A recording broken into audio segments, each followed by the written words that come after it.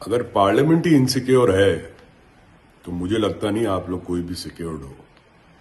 2001 में शायद इन्हीं की पार्टी की सरकार थी जब पार्लियामेंट पे हमला हुआ था। और दूसरा मुझे लगता है कि अपने देश की महिलाएं तो धुरंधर हो गई है कि दुनिया के one of the so called शक्तिशाली पॉलिटिशियन की भी सिक्योरिटी उनकी वजह से खतरे में आ सकती है। कभी कोई और देश के लोगों को ये स्टोरी बताना, या तो वो बहुत तेज हंसेंगे या स्टोरी खत्म होने से पहले ही आपके मुंह में कपड़ा ठूस देंगे कि ये बकवास इधर ना करें आप। कैसी कैसी बातें होती है अपनी देश में यार। एक बार मुझे एक और याद है, वो किसान आंदोलन के टाइम पे, आपको याद है वो ब्रिज पे पूरा काफिला रुक गया था कि मेरी जान को खतरा है। ये कई बार ही होता है। फिर कई बार रोना भी हो जाता है ना कि वो यूं करते हैं ना, वो मेरी माँ, और वैसे जैसे वो इमोशनल अत्याचार जिसको कहते हैं। इमोशनल जनता है अपनी, उनको पता है इमोशनल जनता है जो फिल्में देख के अभी जैसे धुरंधर आई, आपने देखा होगा लोग बाग अपनी रीलें बनाने लग गए, धुरंधर समझने लग गए अपने आप को, धुरंधर है, स्पाई बन के रीलें बन रही है। तो गजब की नौटंकी करते हैं अपने देश में। तो मुझे कई बार ये भी लगता है कि जैसी जनता है वैसे ही पॉलिटिशियंस भी होंगे, आपके प्रतिबिंब होते हैं।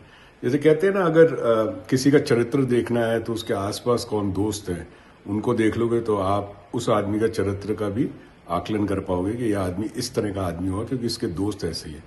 ऐसे नेता भी होते हैं, जिस तरह के उसके सपोर्टर होंगे ना उसी तरह का नेता होगा। ये आप शुरू से उठा के देख लीजिए, सुभाष चंद्र बोस जी के समय से लेके सरदार वल्लभ भाई पटेल जी के समय से लेके कोई भी नेता ले लो आप, कोई भी, इंदिरा गांधी जी ले लो, अटल जी ले लो। अब देखो अटल जी के जो सपोर्टर थे कितने बढ़िया लोग थे, आपको भी पता है। अटल जी के टाइम पे उनके सपोर्टर बहुत अच्छे थे इसी पार्टी के।